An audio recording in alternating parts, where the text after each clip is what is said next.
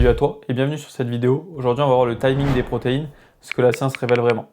Tu crois aujourd'hui qu'il faut absolument prendre des protéines dans les 30 minutes après qui suivent l'entraînement et que sinon tu perds tous les bénéfices de ta séance. Aujourd'hui, je vais te montrer ce que révèlent vraiment les études scientifiques sur le timing des protéines et pourquoi cette obsession peut nuire à ta préparation physique. Reste bien jusqu'à la fin parce que je vais te donner un protocole simple basé sur les faits et pas sur le marketing des compléments alimentaires. La réalité, c'est qu'aujourd'hui, si tu te prépares sérieusement, effectivement, tu dois avoir un apport en protéines suffisant. Mais tu n'as pas à avoir cette pression constante de prendre ces protéines immédiatement après l'entraînement. Car cette obsession va créer justement un stress inutile qui nuit à ta récupération, des dépenses peut-être importantes, une rigidité qui complique l'organisation et de la culpabilité quand on rate cette fenêtre métabolique. Mais d'où vient cette règle des 30 minutes ? Tout simplement du marketing et des études mal interprétées. Quand tu mènes une préparation physique exigeante sur plusieurs mois, effectivement, ton apport, ta nutrition, ton alimentation est la base et le pilier pour justement développer et avoir cette bonne progression. Mais cette approche de 30 minutes peut nuire justement et être contre-productive.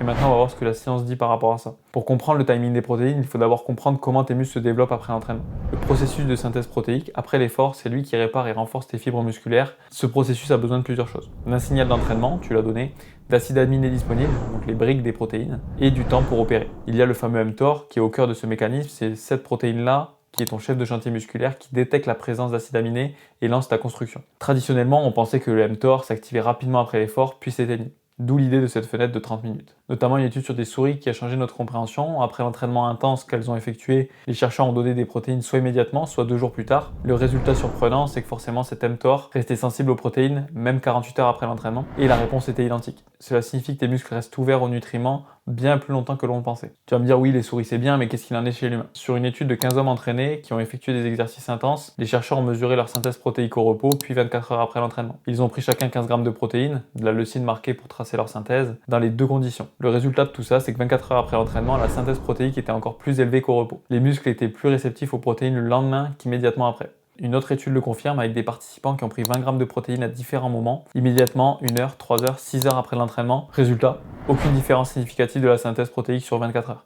Qu'est-ce que ça signifie pour ta préparation ? Si tu t'entraînes le matin et que tu prends un repas protéiné le soir, tu bénéficies encore pleinement des effets. Si tu finis tard ou que tu manges tes protéines le lendemain matin, c'est tout aussi efficace. Et c'est cette flexibilité qui est cruciale quand tu mènes une préparation intensive avec des contraintes d'emploi du temps, de mission ou de rythme irrégulier. Maintenant, concrètement, comment l'appliquer dans son quotidien ? La vraie règle aujourd'hui, ça va être les apports totaux. C'est ce qui compte vraiment, c'est ce que tu prends en protéines sur 24 heures, pas le moment précis de consommation. Vis-à-vis du seuil scientifique, les méta-analyses montrent un seuil clair entre 1,6 et 2 grammes de protéines par kilo de poids de corps corporel par jour pour maximiser les gains musculaires. Pour 70 kg, 112-140 grammes par jour, pour 80, 128, 160 et ainsi de suite. Au-delà de ce seuil, les bénéfices supplémentaires sont négligeables. La répartition optimale, c'est plutôt que de prendre tout d'un coup, le mieux c'est de répartir sur 3 à 4 prises dans ta journée, 25 à 40 grammes. Cela maintient un taux d'acides aminés constant, optimise l'utilisation par les muscles et évite le gaspillage et la conversion en graisse. Les avantages que tu peux en tirer, tu as moins de stress, plus de panique de savoir si tu dois prendre ton shaker immédiatement, plus de flexibilité, tu peux adapter ça selon tes contraintes, tes horaires, si t'es de nuit, si t'es en mission à l'étranger, avec une meilleure discipline, c'est plus facile à tenir aussi sur plusieurs mois. Voici maintenant comment structurer tes apports protéiques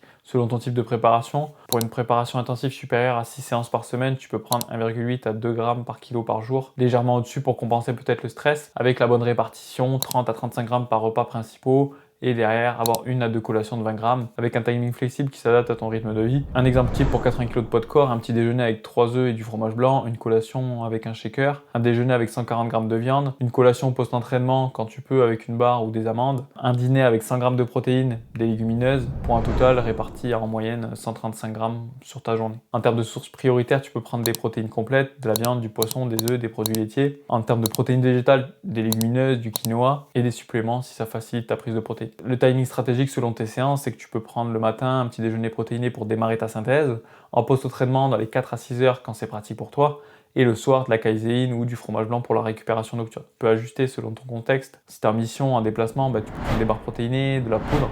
Si tu as un rythme irrégulier, essaie de préparer tes repas à l'avance pour avoir tes apports. Et si tu as un budget peut-être serré, prends des œufs, du thon, du fromage blanc, de la whey en complément. Les signaux à surveiller toujours, la récupération entre tes séances, le maintien de la masse musculaire, le niveau d'énergie totale et la qualité de ton sommeil. Pour résumer, vise les apports totaux en priorité, ajuste selon le timing et selon tes contraintes, et la constance sur plusieurs mois bat toujours la perfection ponctuelle. Pour résumer cette vidéo et la compréhension de cet apport, les 3 vérités scientifiques sont que tes muscles restent sensibles aux protéines 24 à 48 heures après l'entraînement, les apports totaux sur 24 heures comptent plus que le timing précis, et prendre 1,6 g par kilo de poids de corps par jour est le seuil optimal pour maximiser les gains. Ton plan d'action immédiat, calcule tes besoins, ton poids x 1,6 de grammes, réparti sur 3 à 5 prises de 25 à 40 grammes. Choisis 3 sources principales de protéines, teste sur 2 semaines et ajuste selon tes sensations. Ma recommandation finale sera d'être focus sur la régularité des apports totaux. C'est ce qui fera la différence sur plusieurs mois de préparation. La nutrition aujourd'hui en préparation physique, c'est comme l'entraînement. La constance bat l'intensité ponctuelle. Et si tu veux plus de contenu basé sur la science appliqué à la préparation physique, abonne-toi et active la cloche. La performance se construit sur des bases solides, pas sur des mythes. À la prochaine pour une nouvelle vidéo et continue à optimiser ta préparation.